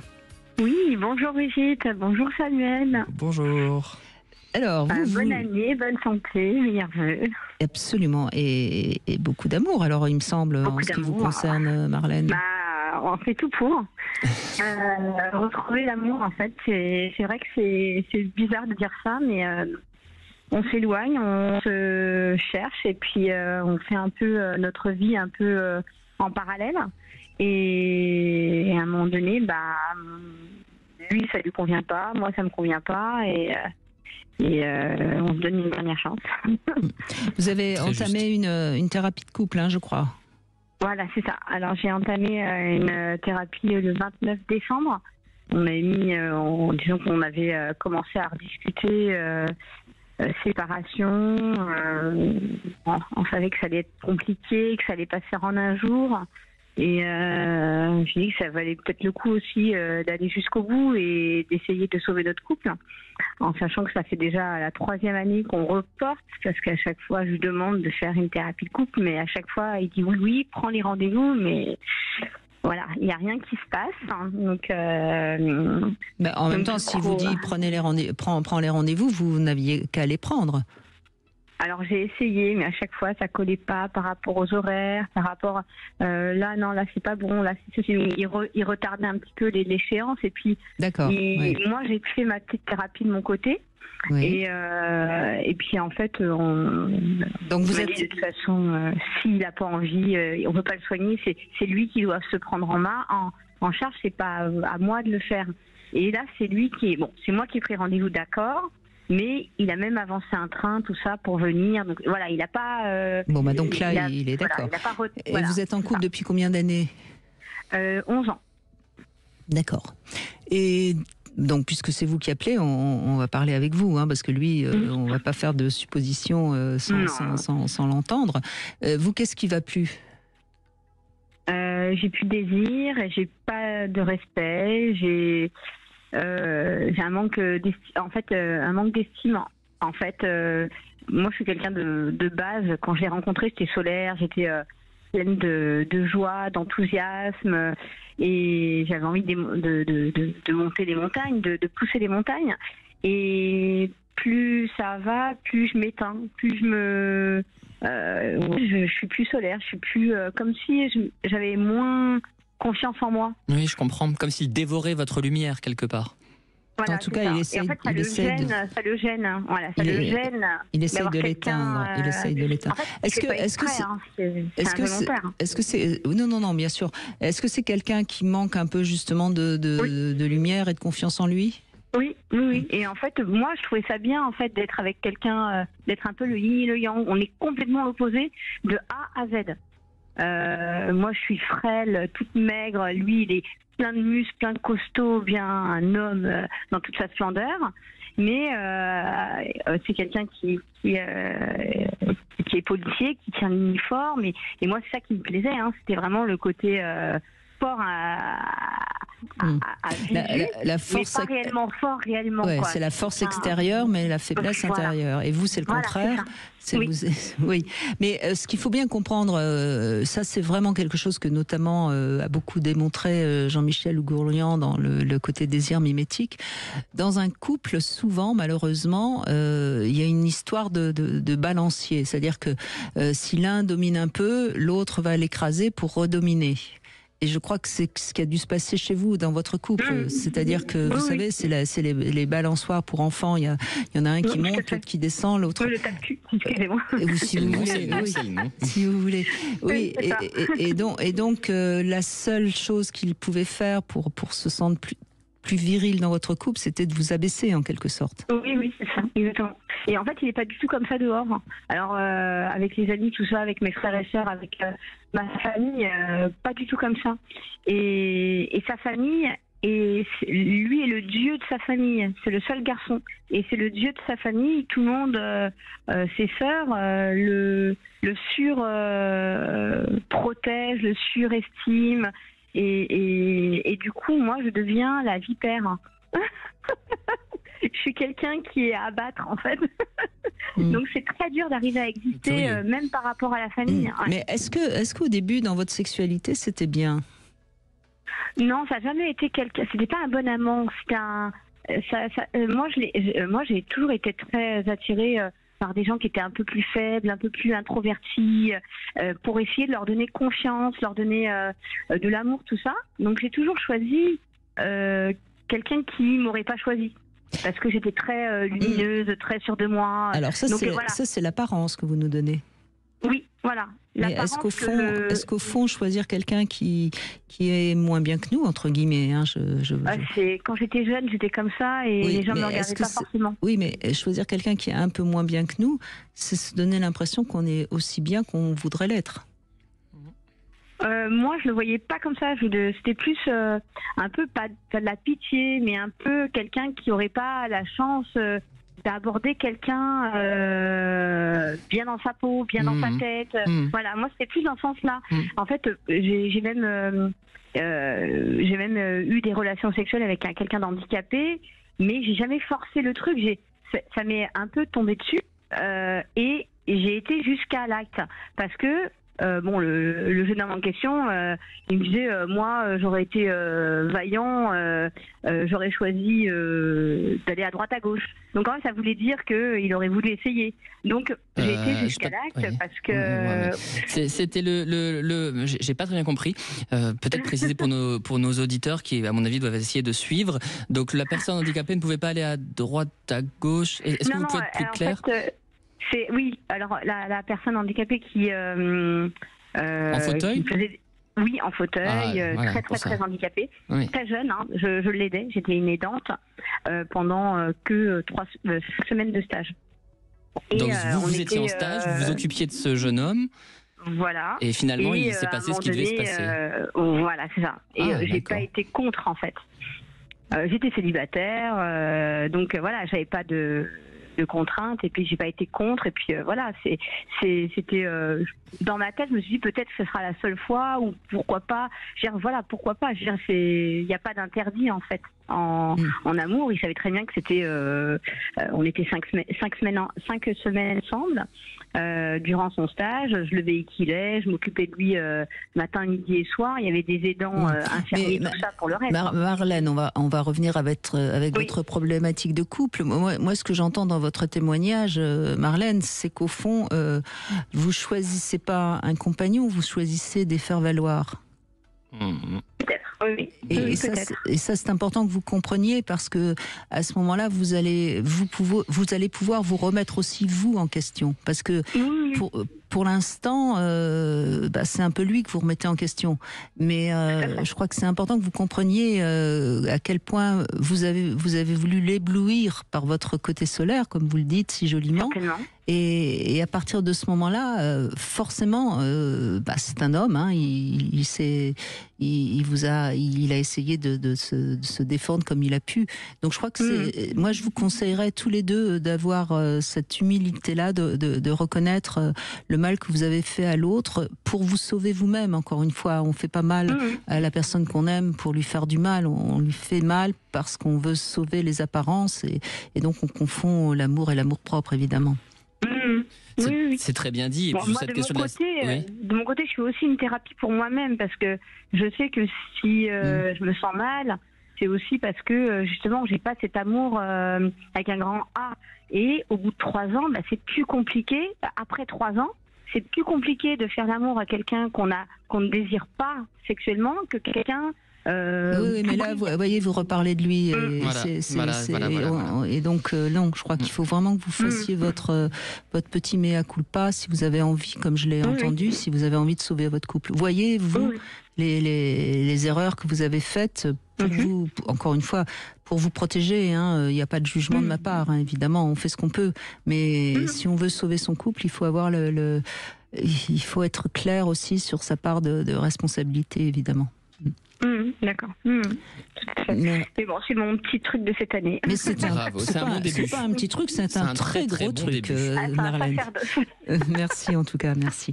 On fait une petite pause et on se retrouve pour notre sexo conseil. On va faire un petit compte rendu sexuel, justement.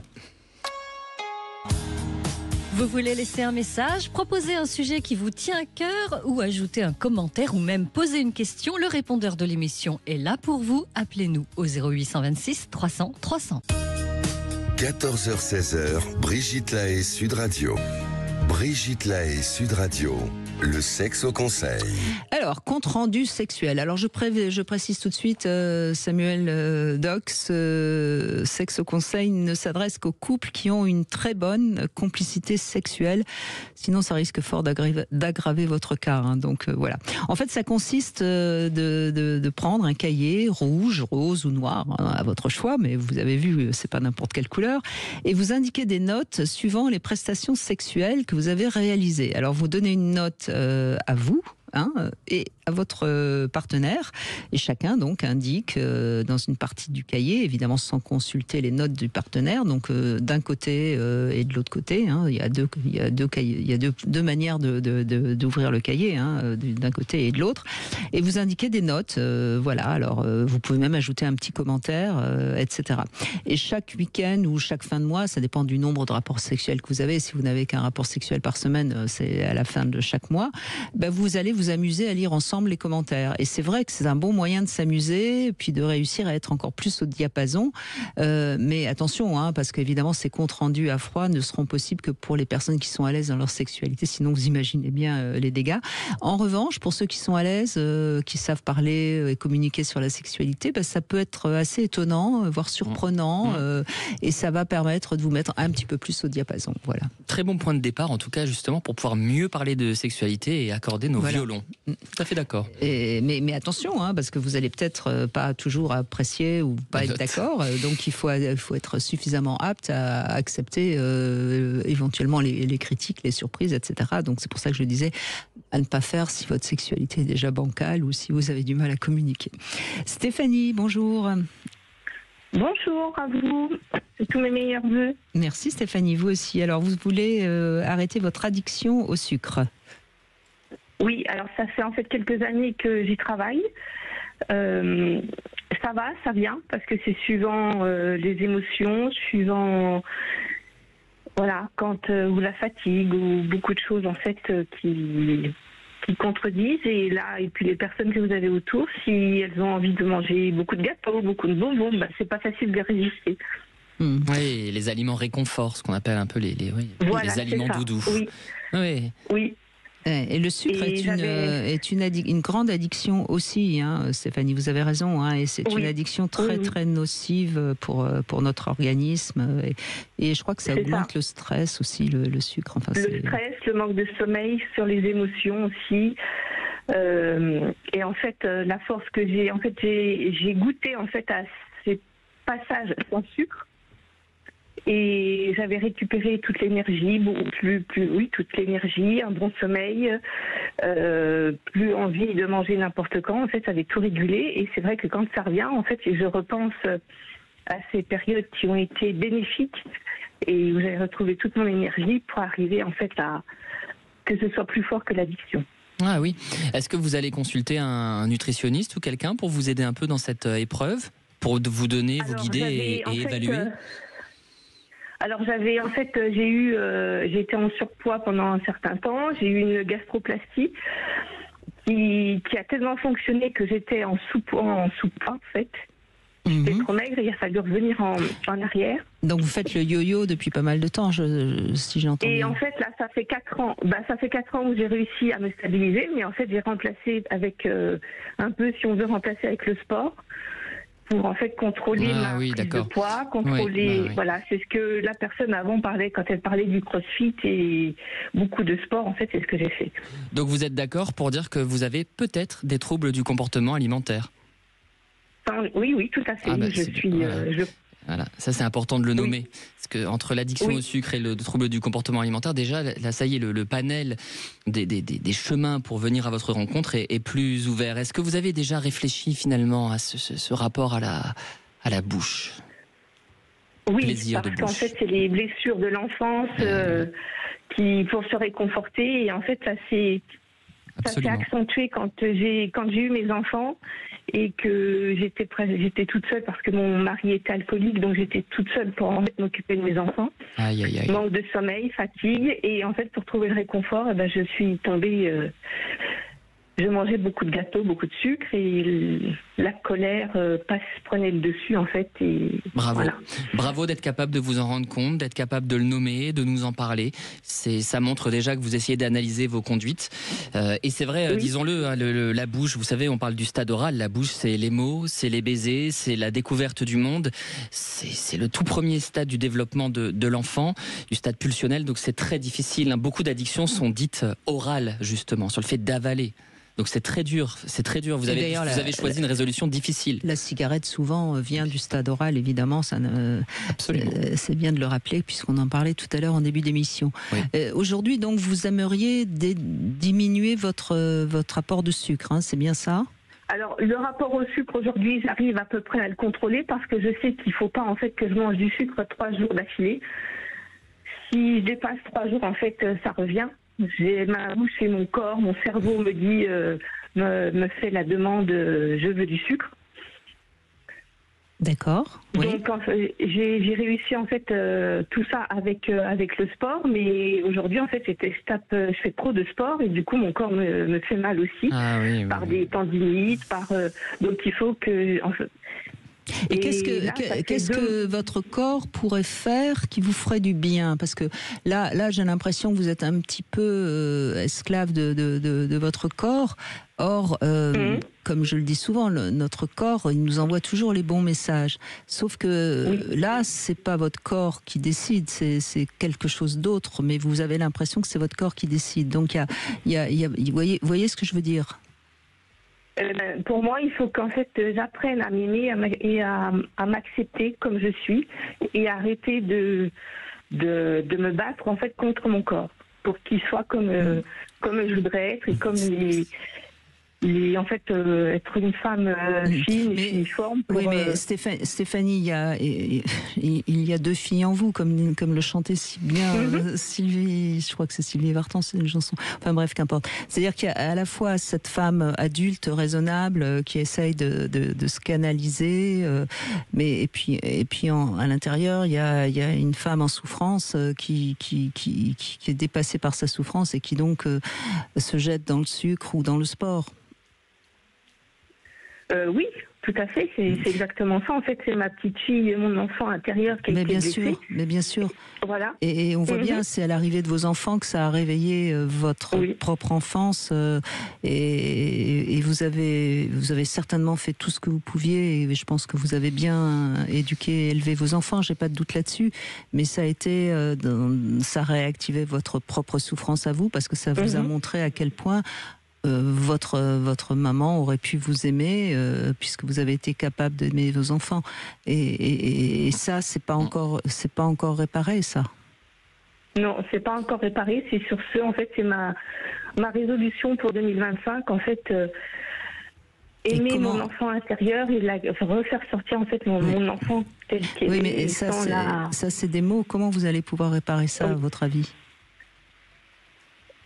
Je ne sais pas, je suis en cours de recherche justement. Ça peut être, alors évidemment on serait tenté tout de suite de penser que, après tout, le rapport au corps c'est une synthèse affective de toutes nos rencontres, de toutes nos blessures. Ok, on est tous d'accord avec ça, mais peut-être qu'il y a des choses parallèles à pouvoir envisager avant cela. Par exemple, j'ai une patiente qui avait énormément souffert de troubles du comportement alimentaire, qui elle a trouvé, au-delà du travail avec moi évidemment, une approche notamment auprès des massages, c'est-à-dire le fait de se faire toucher, stimuler, mais en dehors de tout but libidinal, érotique, c'est-à-dire retrouver une sorte de contenance psychique avec, voilà, je me rappelle plus trop du nom des massages qu'elle pratiquait, mais en tout cas ça lui faisait beaucoup de bien et ça lui réapprenait à contenir justement toute cette vie psychique douloureuse. Ça lui faisait un très très très grand bien.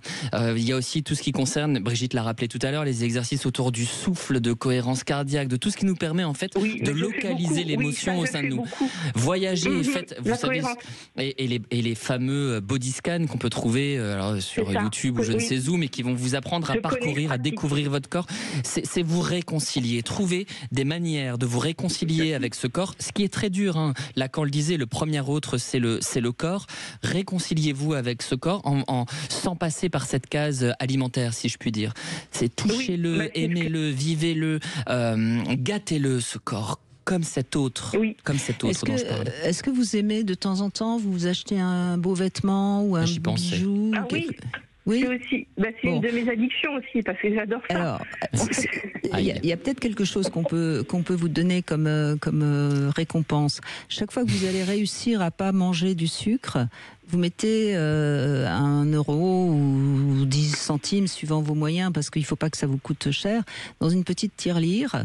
Et puis quand vous avez la tirelire qui est un petit peu pleine, vous avez le droit de vous acheter un très beau vêtement ou quelque chose de très beau pour votre corps. Ok, c'est une bonne idée qui me plaît beaucoup. En le notant. C'est un peu cognitif, hein, mais ça peut marcher là dans un premier temps déjà. De toute façon, sur les addictions, les approches cognitives, soyons clairs, sont très efficaces. Et j'ai dit tout à l'heure, je mettrai sur Instagram ce fameux journal au Bonici là. Tenez un journal en disant aujourd'hui, voilà, j'ai eu cette envie de sucre. Qu'est-ce que j'ai fait à la place? Quelle parade j'ai trouvé? Tenez un journal de bord. Les personnes que je reçois et qui souffrent d'addiction n'intellectualisent pas assez leur conduite. Il faut vraiment écrire les choses sur le papier pour pouvoir se rendre compte du chemin parcouru. Oui. Mais j'ai déjà fait ça et ça m'a déjà aidé en fait il y a quelques années. Ça, voilà. Et comme vous parliez de la cohérence cardiaque, en fait, quand les émotions sont trop fortes, c'est ce que je fais en fait pour gérer mes émotions. Voilà. Ça c'est parfait. Donc essayez ce petit truc de vous récompenser, et puis quand vous irez acheter le beau vêtement, vous prenez votre petite fille par la main et vous lui donnez ce petit cadeau comme le ferait une bonne maman que vous n'avez pas eu. Ok. Ouais. Faites-vous du bien. Faire des cadeaux. Oui. Stéphanie, faites-vous du bien. C'est aussi simple que ça. C'est difficile quand on n'a pas eu la chance d'avoir une bonne mère, mais c'est en se faisant du bien qu'on se répare tout doucement. Je vous remercie pour tous ces conseils. Je vous en prie. Merci Stéphanie. On fait une petite pause et on se retrouve dans un instant. Vous voulez parler à Brigitte Lahaie, 0826 300 300. 14h-16h, Brigitte Lahaie, Sud Radio. Samuel Doc est avec nous. Vous êtes psychanalyste, docteur en psychopathologie clinique et auteur de nombreux ouvrages, notamment L'enfant thérapeute aux éditions Plomb. Samuel Doc, on a parlé des bonnes résolutions et je crois que vraiment la bonne résolution qu'on devrait avoir régulièrement, c'est que dès qu'on sent qu'il y a quelque chose qui nous fait du mal ou quelqu'un qui nous fait du mal, il faut se pencher sur ça et essayer de comprendre pourquoi ça nous fait du mal, parce que ça parle forcément de nous, ce qui nous fait mal, ça parle de nous, il faut bien se le dire encore une fois. Absolument, c'est très juste et là encore, plutôt que de se précipiter vers qui du chocolat, qui un écran de réseau social, plutôt se dire tiens, je vais débrancher et je vais me pencher sur moi-même. Réfléchir. Prenez ce temps de réfléchir, d'éprouver, de ne rien faire, de lever tous les objets pour pouvoir vous pencher sur vous. Voilà, ressentez ce que vous êtes en train de traverser, si ça vous met en colère, si ça vous fait peur, si ça vous rend triste, quelle est la partie du corps. Tout à l'heure, on entendait Benjamin qui parlait de son plexus solaire. Parfois, on a mal au ventre, parfois, on a mal à la tête. Enfin, tout ça, ça parle de nous et c'est ça qui nous donne la réponse. Et si on sait pourquoi on a mal, eh bien, on peut arriver à ne plus avoir mal. Absolument. C'est aussi simple, non, c'est aussi compliqué que ça. Oui, c'est pas anodin que vous parliez de Benjamin, puisqu'il disait que sa résolution, c'était justement cette levée du déni. Et il a dit quelque chose d'extrêmement important en ce sens-là, c'est déjà pouvoir ouvrir les yeux sur soi. Tout commence avec ça, voir sa propre souffrance, voir ce moment où on s'est lâché la main et où on n'est plus le héros de sa propre histoire. Se rendre compte de ça. Parce qu'on le disait en off, la vie est si brève, elle passe en un souffle, saisissons-la, vivons-la tant qu'elle est ardente. Exactement. Delphine, bonjour, c'est avec vous qu'on va conclure. Merci d'être avec nous. Bonjour Brigitte, bonjour Samuel. Je vous souhaite avant tout une très bonne année 2025, remplie de petits bonheurs quotidiens et surtout une bonne santé. Ah bah merci. Et bien vous aussi. Absolument. Merci beaucoup. Et oui, les addictions. Alors souvent, je pense que vous avez dû entendre beaucoup l'addiction de dire bon allez, à partir du mois de janvier, je me mets au régime. Ah bah oui, tout le temps. Et oui, et c'est toujours la même, moi. C'est celle-là, c'est le régime? Vous voulez arrêter de manger? Non, alors, ça a été ça pendant des années. Et cette année, je me suis dit, bah non, ce ne sera pas celle-là aujourd'hui. Ah, cette vous avez déjoué vos mécanismes. Ouais, bravo. Voilà. J'ai dit, bah non, je dois m'aimer comme je suis et vivre d'abord pour moi. Et d'abord me soigner moi, m'accepter moi. Alors ça va être peut-être un peu égoïste ces propos-là, mais je pense que s'accepter d'abord soi, après on acceptera les autres plus facilement. Mais pourquoi ce serait égoïste Ça c'est vraiment notre morale judéo-chrétienne. Ce serait égoïste de s'aimer soi et de s'occuper de soi et de se faire du bien. Alors que mais on dit bien aime ton prochain comme toi-même. Ça veut bien dire qu'il faut s'aimer soi-même pour pouvoir aimer son prochain. Et puis on peut pas prendre soin des autres si on prend déjà pas soin de soi-même, ça marche pas. Donc voilà, c'est ma philosophie cette année, c'est ça. D'abord moi, bien. Pour pouvoir être mieux, pour aider les autres et pour aimer les autres et continuer à partager. Oui, Lacan disait on ne transige jamais sur son désir. Et pour ça, il faut savoir ce qu'est votre désir. Qu'est-ce que vous désirez pour vous ? Et alors, qu'est-ce que vous allez vous faire pour vous, justement, là, comme ça prendre soin de moi au niveau, faire un check-up au niveau de la santé pour voir si tout va bien, parce que j'ai 53 ans. Arrêter de me dire que je dois maigrir pour plaire à mes parents ou au regard des autres. S'il faut maigrir pour plaire à ses parents... Voilà. Il faut que je m'accepte avec mes rondeurs. Et puis, je pense que quand moi, je me serai acceptée, les autres... se diront tout ce qu'on fait, elle s'aime comme ça, donc on n'a pas besoin de lui dire quelque chose, quoi. Enfin, je pense. Et puis après, mais on vous dit quelque chose, on vous a déjà dit quelque chose par rapport à votre poids? Oui, pendant toute mon enfance. Malheureusement, je tiens du côté de mon papa et non de ma maman qui est très mince. Et moi, j'adore, je suis une vraie épicurienne, j'adore la bonne bouffe, j'adore partager, j'adore les goûters, les petits déjeuners avec les copains, les copines, et tous les petits plaisirs de la vie, quoi. Donc, et puis j'en profite, et mon corps en profite aussi. Après, la nourriture, ça a été aussi un moyen de défense, un moyen de combler. Bien sûr, on le disait tout à l'heure, absolument, bien sûr, c'est vrai. Voilà, les angoisses, les douleurs, les choses qu'on ne dit pas. Aussi. Vous m'avez pas répondu à ma question. Je vous demandais si vos parents restaient récemment, depuis que vous êtes adulte, vous disent quelque chose sur votre poids? Oui. Qu'est-ce qu'ils vous disent? J'ai pris beaucoup de poids avec ma ménopause et mon père va me dire « arrête de manger, vous mangez trop avec ton mari ». Ça va être des petites réflexions comme ça. Alors je vais rappeler à mon papa que lui, quand il avait 40-50 ans, il était beaucoup plus gros qu'il est maintenant, il a 77 ans. Et mon père mange tout le temps. Mais votre mari vous dit rien, lui? Lui est dans le même état que moi. Il a pris beaucoup d'embonpoint aussi. Oui, mais vous vous entendez bien et ça vous va bien. Oui. Bon, donc je vois pas en quoi vos parents, alors que vous êtes adulte, ont leur mot à dire. Brigitte, c'est toujours le regard de la petite fille envers ses parents. Oui, mais ça, il faut à un moment donné être adulte, Delphine. Je m'estime adulte, mais on a toujours besoin d'une reconnaissance ou d'un bon regard de ses parents. On veut toujours que nos parents soient heureux ou contents de nous voir ou contents de ce qu'on est. Delphine, non, moi je suis pas d'accord. Je pense pas. Votre père, c'est une parole. Excusez-moi Delphine, mais je vais vous le dire clairement. C'est une parole toxique que vous envoie votre père. Bah oui. Je suis désolée. Un père qui dit à sa fille de plus de 50 ans, c'est toxique. Après, s'il vous le disait par rapport à votre santé, encore, ça serait supportable. Mais c'est même pas ça. Donc c'est franchement toxique. Oui, je suis complètement d'accord. Alors là, il faut que vous soyez clair avec vous-même. J'ai eu un déclic à Noël parce que j'ai même maman qui l'a un peu mal pris.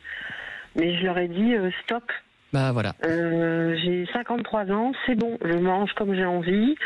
Si j'en ai besoin, je le fais. Et c'est pas, j'ai plus envie de. Mais gestion. Bien sûr. Enfin... Lâchez-vous avec ça. Pourquoi s'infliger ça? Vous disiez, est-ce que c'est pas normal, etc. Moi, je crois que quand on est allé, par exemple, au bout d'une analyse, mettons, on apprend vraiment à s'émanciper du regard parental et se dire, mais peu importe, je fais ma vie, je n'ai pas de compte à leur rendre, je vis pour moi. Et c'est ça la vraie liberté dont parlait Brigitte en début d'émission. C'est quand on fait les choses pour soi et pour personne d'autre, pas même ses parents. Parce que là, quelque part... Je pense que j'y suis arrivée à 53 ans. Moi, je sens qu'il y a encore un peu de travail. Je suis pas d'accord. Je pense que vous avez encore un petit peu de boulot. C'est le point de départ. C'est un bon premier pas. Voilà. Parce que quand votre père vous dit ça, c'est une manière de reprendre le pouvoir sur vous. Donc ça va, quoi. Il n'a rien à vous dire. J'ai dit stop. J'ai dit maintenant, je fais ce que je m'en fous. Ça, c'est bien. ma vie d'abord. Exact. C'est peut-être égoïste, comme j'ai dit, mais non. Mais non, arrêtez de me dire que c'est égoïste, parce que vous allez finir par le croire. Vous le croyez déjà d'ailleurs. C'était une boutade. Je l'ai cru pendant longtemps, mais je me suis dit mon bien-être, c'est pas ça, quoi. Je me le suis trouvé, mon petit bonheur, je me le suis trouvé toute seule. On confond, Delphine, voilà. c'est important. On va être d'accord. Ok, c'est égoïste. Mais on confond égoïsme et égocentrisme. On a le droit d'être égoïste à partir du moment où on est capable d'être généreux. Et ce que vous êtes certainement. Parce que comme toute bonne vivante, les bons vivants sont généralement des gens généreux.